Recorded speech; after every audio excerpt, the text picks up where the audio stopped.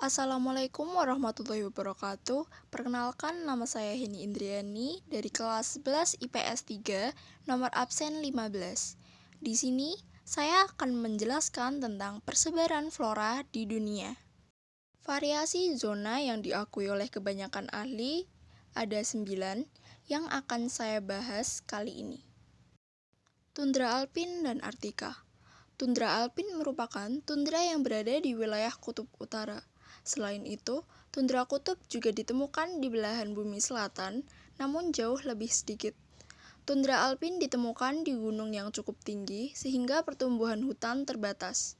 Tundra memiliki musim dingin tanpa matahari yang dapat berlangsung selama 9 bulan, kemudian hanya disinari matahari selama 3 bulan. Tumbuhan yang mampu hidup memiliki masa perkembangan yang singkat. Contoh vegetasi yang mendominasi di sini terdiri dari rumput, semak-semak rendah, dan tanpa pepohonan. Di daerah tundra juga banyak ditemukan lumut, terutama lumut daun dan lumut kera. Taiga atau hutan boreal. Hutan boreal terbentang luas di belahan bumi utara seperti Siberia Utara, Rusia, Kanada Tengah, dan Jepang bagian utara. Hutan boreal juga membentang di sepanjang pegunungan seperti Sierra Nevada di garis lintang bawah.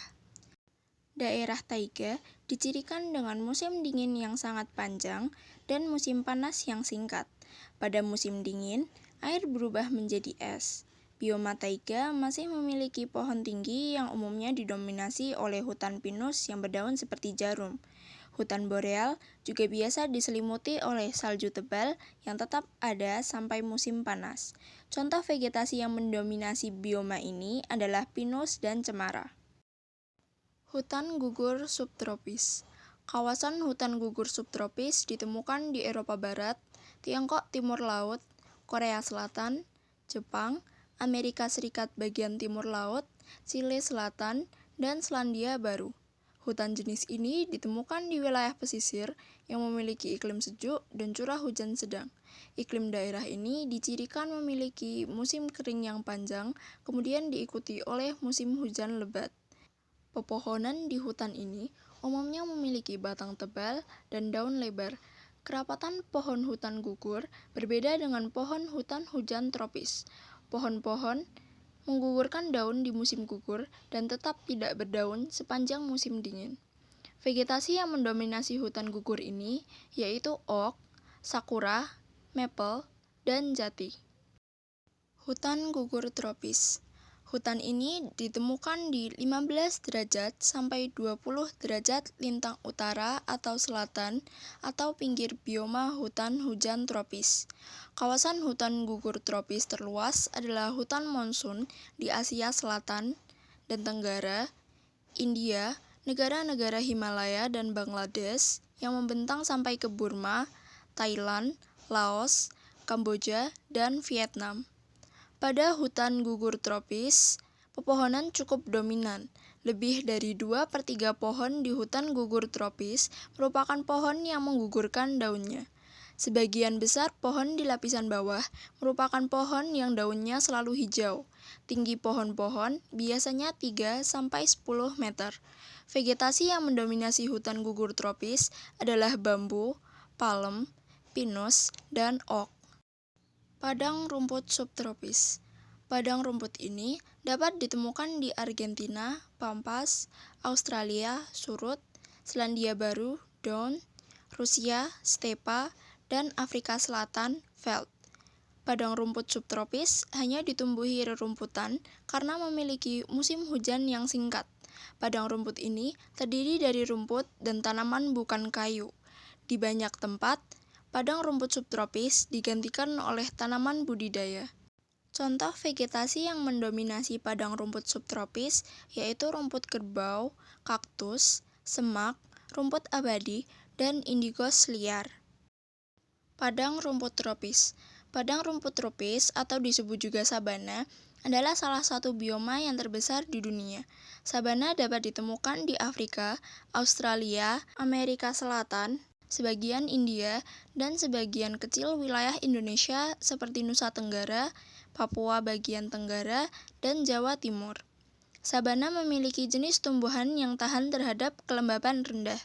Karena memiliki intensitas hujan yang konsisten sepanjang tahun, sabana umumnya memiliki rumput-rumput tinggi yang diselingi semak belukar serta pohon-pohon tinggi. Sabana tropis memiliki dua musim, yakni musim panas yang basah dan musim dingin yang kering. Vegetasi yang mendominasi sabana tropis adalah semak atau perdu dan diselingi pohon seperti palem dan akasia. Hutan selalu hijau subtropis. Hutan selalu hijau subtropis ditemukan di daerah iklim subtropis lembab dengan musim dingin ringan dan curah hujan cukup sepanjang tahun, seperti di bagian tenggara Amerika Serikat, Tiongkok Selatan, dan Jepang Selatan.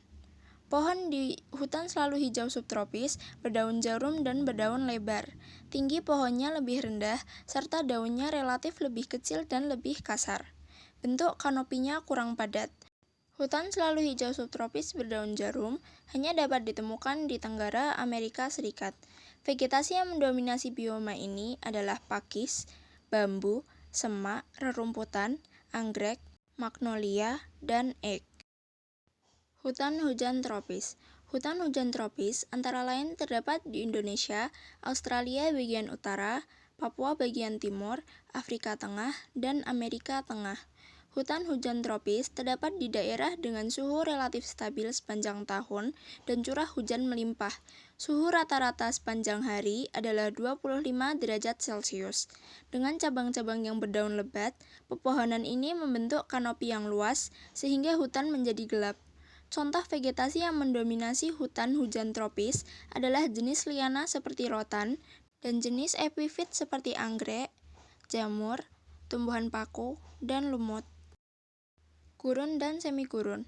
Gurun dan semigurun adalah hamparan padang pasir yang ditandai dengan rata-rata jumlah curah hujan tahunan yang jauh lebih kecil daripada tingkat penguapan massa air ke atmosfer.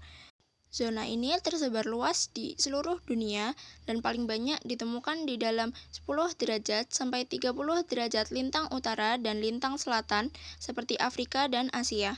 Perbedaan suhu di gurun antara siang dan malam hari sangatlah ekstrim. Tumbuhan yang ada di gurun umumnya berdaun kecil seperti duri atau tidak berdaun. Akarnya sangat panjang sehingga dapat mengambil air dari tempat yang dalam.